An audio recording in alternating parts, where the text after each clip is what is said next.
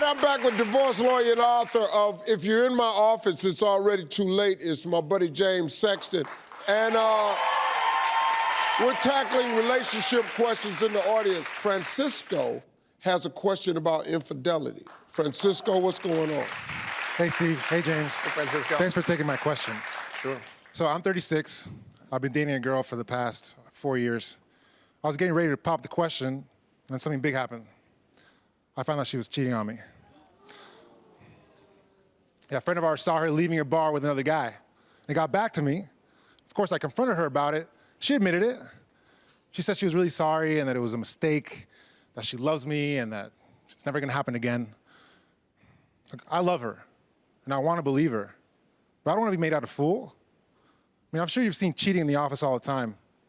Any advice? Yeah, I mean, you know, the first thing I'd say to you is that I'm sorry. Like, that's hard. You know, that's the hardest thing there is. And there's a lot of kinds of cheating. I talk about that in my book, that there's different types of cheating, different types of affairs. The kind you're talking about is what I call the mistake, which is the person comes to you and they say, or they get caught, and they say, you know, I made a mistake, I love you, I'm sorry this happened, I want to stay with you, I want to make it work. And in some ways, that's a little easier than when the person comes to you and says, I've met someone, I'm in love with them, and I'm leaving, okay? Because that's just crushing, to be told that, you know, this person just, I love someone more than I love you.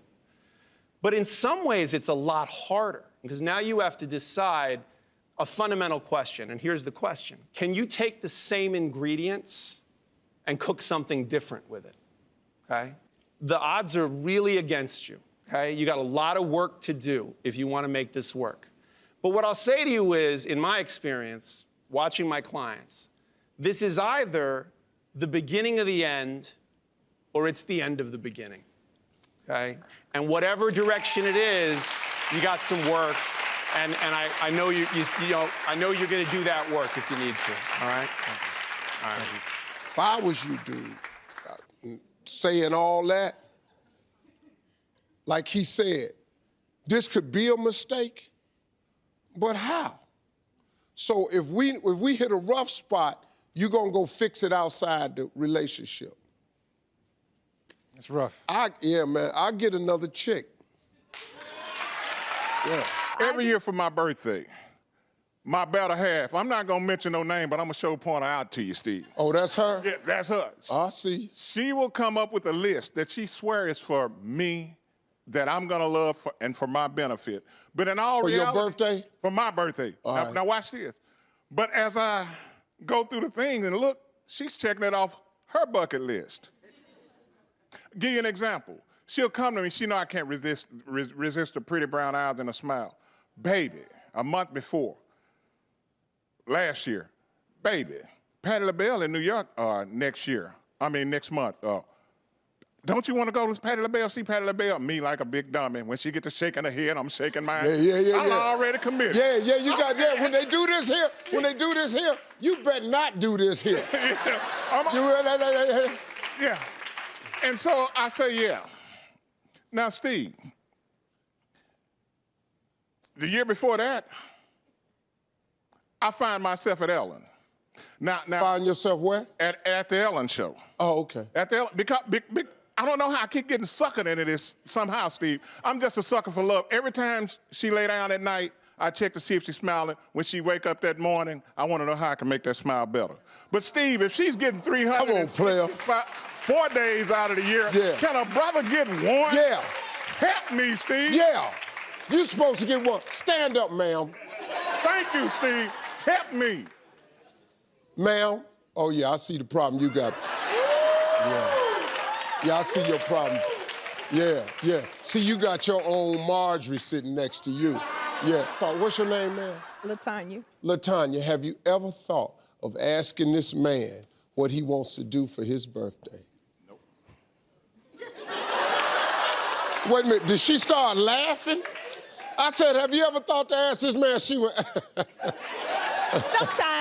Sometimes.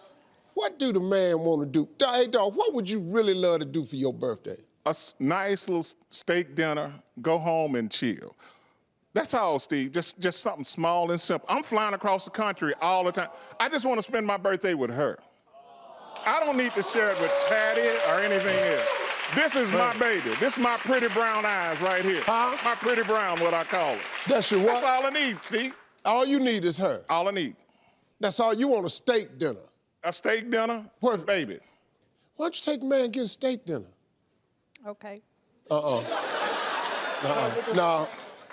you answered that way, okay. Can I See, get that's how my y'all do. video? Why don't I you need give the man a this steak dinner? Okay. Now, she don't mean that. You ain't getting no damn steak. You from Dallas. How about while you're out here, how about y'all go somewhere real nice? What you need If to I'm with do baby. is go, and I sent a couple here last week. Okay. Just go to Harold and Bell's. Go to Harold and Bell's, Creole restaurant on Jefferson and Crenshaw. Lord have mercy. Order the fried seafood platter. And before the platter come, get a cup of gumbo. It's the best gumbo in the state of California. Okay. Matter of fact, this is the best gumbo west of the Mississippi. Okay. Now, when you go to New Orleans, they got a whole nother thing for you down there. Yeah, been there, done that. We had to do a girl trip thing for that. Huh? We had to, been there, done that. We had to do a girl trip thing for that. That's part of my Oh, birthday to New celebration. Orleans? Yeah, when Hey, they dude. filmed Girl Trip. Oh, yeah. Oh, you had to do that with the girl. Damn, baby. What do you... For my birthday. Damn, for his birthday, y'all went on a girl trip to New Orleans. That ain't his birthday. Thank you. You a slick little something. You just over there just pretty and slick. What's wrong with you, Latasha? What's wrong with you? Nothing. If I ask him what he want to do, he just say whatever you want to do. So that's it. Well, that's what he's supposed to do. But see, that's a trick. Because, you know, sometimes we play the game like y'all do. Sometimes we say, whatever you want to do, baby. Because we're going to make you happy. But we want to see what you'll do for us. See, but now you'll never want to do nothing for him. Never.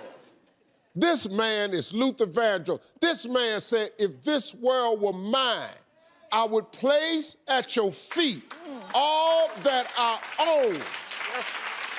You've been so good to me.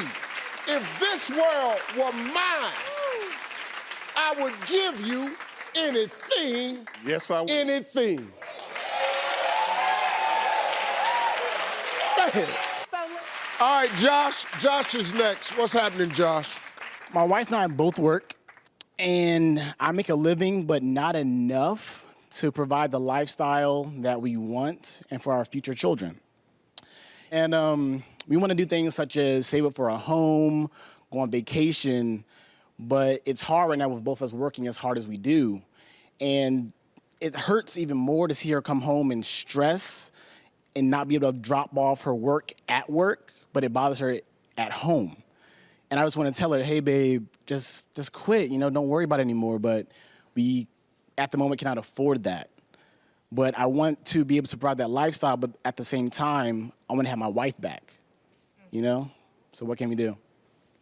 So it sounds to me like you have to prioritize. I mean, first thing, I'm a fan of having a big house. I'm a fan of vacations, but it's worth a lot more to have a happy life, a happy wife, a happy connection than it is to have a big, big house. I represent a lot of people in my office with big houses who are miserable, okay? And if you want to think about, that it's expensive to have a big house. What's expensive? Getting divorced expensive, okay? Amen. Listen, having a wife who's in a smaller home, maybe you don't go on as lavish of a vacation, but you're happy, you're connected, she's not as stressed, she looks at you as the provider that you're saying you want to be, that might be a more worthwhile investment than worrying about having a bigger house. And the big house will come someday. Okay, I understand where you are because you want to have something in life. You want to accumulate some material things. Yes, I mean, it's natural for people to want that. How old are you, my man? 25. Hey, man, you so young. You're in the come-up phase of life. But what James is saying is very true. You have to focus on the happiness. You got to find the little things to be grateful for, because right now, chasing the big house and the vacations is making you lose sight of what you should be grateful for. How about the fact that you're in a house right now? How about the fact that you are working right now? How about the fact that you are healthy right now? What about the fact that you do have enough to go out on a date night? See, that's what you got to look at. Yeah, okay, here's the last thing I'm gonna give you. Success is not how far you've come.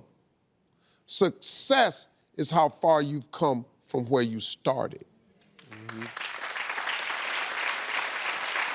Just look at where you started.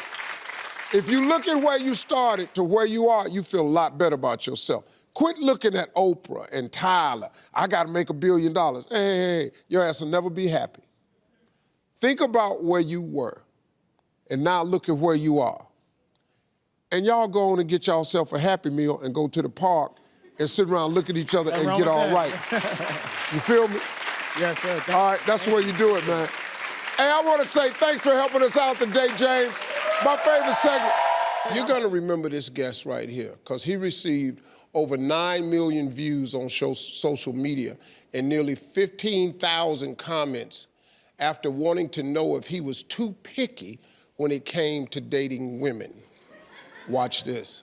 All right, I've been single 10 years. I'm having trouble finding the right woman. You know, it could be petty things turn me off, from she says something stupid, or house is dirty, she got raggedy feet, you know, or she's too career-oriented, you know. But, you know, at this age, I'm looking for not a temporary thing, but a permanent thing, you know. But do you think I'm being too petty? And can I get over the pettiness and overlook things and ease back a little bit? How old are you? 50.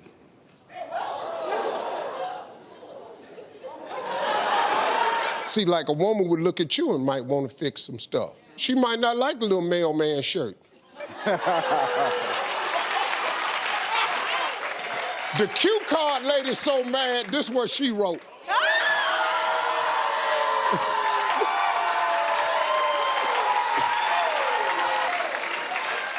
Donovan, how you doing? Oh, I'm doing great, thank you. So you just went from the mailman to just... We're just gonna do Coming to America with Wakanda? Yeah, well, okay. Now, after seeing yourself on TV, man, and kind of watching how people responded to you, what was your reaction to all of that? Well, to me, it was pretty funny, because first of all, starting with the wrinkle thing, anybody that knows me knows I'm obsessed with ironing. I'm also a nurse. I put creases down the front, the middle, the sleeve. Anyway, I rushed here that day. I had a job interview. I still hadn't unpacked. I just moved here that week. And I went to an interview for a nursing job and got the job, and then ran here real quick. Yeah. So I went on with wrinkles and everything, so I'm gonna just have fun. Okay, based on what you said, how did your family and friends respond to all of this? Oh, man. My mom called me from D.C. like, baby boy, was that you on TV? I said, yes, ma'am, it was me. You know, my brother had put something on Facebook, reposted it, talking about he don't speak for all the men in the family, blah, blah. They was distancing themselves. Yeah, I had to get them cut that down. I had to get them to turn that off. Well, let's see what some of our viewers had to say about this. Oh, Lord. Chris says, 50 in age, 15 in the mind. Humble yourself and have a seat. Elizabeth says, she may not like your 11-inch forehead. Well, you fixed that with that cap today.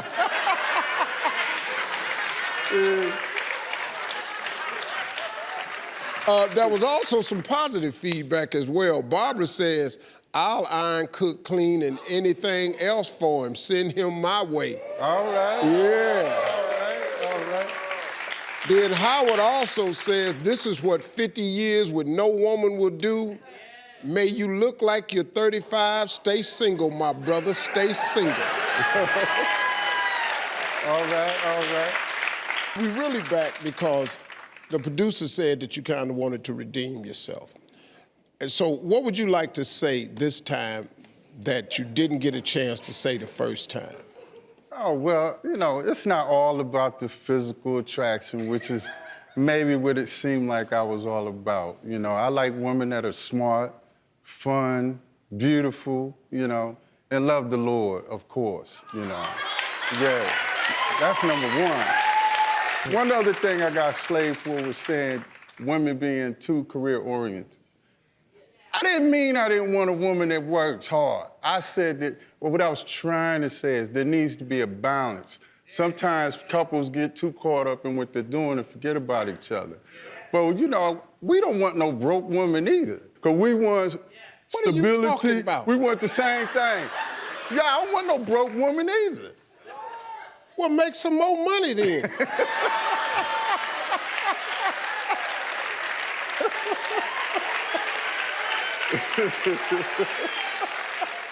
Okay, so this is what I'm gonna do. I'm gonna bring you back on the show. And I'm gonna take, since we got so many views, I'm gonna have women email who are interested in getting to know him. Oh, cool. Thank you. Then the producers are gonna go through everybody and pick who they think are the best suited, and we're gonna bring 3. This will be a good thing. We're gonna follow up on that.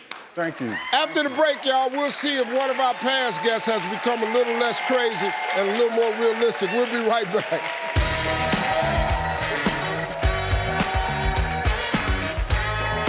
I've never had an official girlfriend in my life. I'm 24. I've had friends. I've gone on some dates. I've had friends with benefits. But I've never had an official girlfriend. I'm not the type of guy that likes going out to the bars. I usually don't. I'm very antisocial. I don't like going to the clubs. I'm nervous usually when I go out and I'm in like really social settings. That's just not my thing. Yeah. I'm a person who likes going to the movies or going to like Borders and reading a book or just going on a walk or something like that. Mm-hmm. Mainly just watching movies. Got any advice that could help me out? What you're missing swag.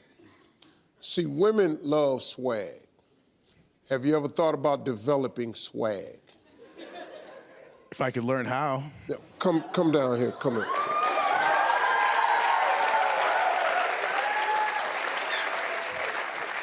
How you doing, man? I'm doing good. Good, all right. So you're 24. Yes. Never had an official girlfriend. Never had an official girlfriend. All right, so cool. You got this, ladies, would you agree he has a good voice? Yeah. So tell them your name and how old you are and where you're from into the mic. My name is Brandon Devine. I am 24 years old. I'm from Orchard Park, New York, which is a suburb of Buffalo, New York. See that? Good voice. He got good voice. Gotta have swag. So we need to develop just an entry level. Like when you walk up to a girl, how do you walk up to them? Let me give me just one young lady. Just could you come here, sweetheart? Just right here. Just you young lady, she young lady. See, let's start with this. Cause see, it ain't about you. It's always about them. So try this right here. Excuse me.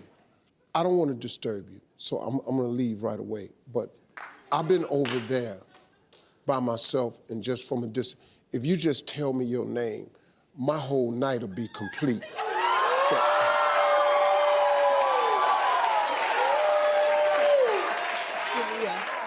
what is it? Dania. Dania. I like that. Thank you so much. And just walk away.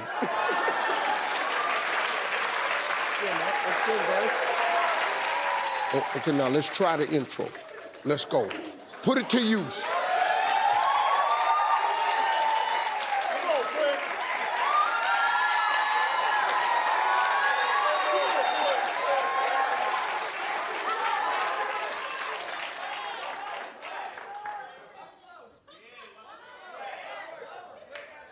Excuse me. I was just over on the other side of the club, and I'm sorry if I was staring. I just couldn't help noticing you. What's your name? Dania. Very nice to meet you, Dania.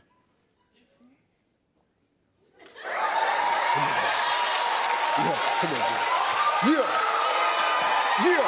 Brandon, I would like to invite you back on the show. We are going to do one swag class. And then, Brandon, I am going to bring you on this show, find 3 young ladies, and I'm gonna put you on the dating pool, and you and I are gonna find you a girlfriend. Thank you very much. Y'all go, thank y'all, yeah. Yeah!